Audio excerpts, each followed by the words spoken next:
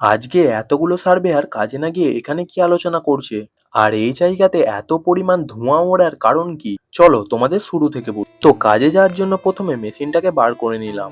তারপর বাইরে এসে দেখি ছুটিতে ওয়াটার পার্ক যাওয়ার জন্য আলোচনা হচ্ছে। প্রায় 1 ঘন্টা ধরে আমাদের আলোচনা হয়। তারপর প্ল্যানটা ক্যান্সেল করে দিয়ে যে যার কাজে চলে যাই।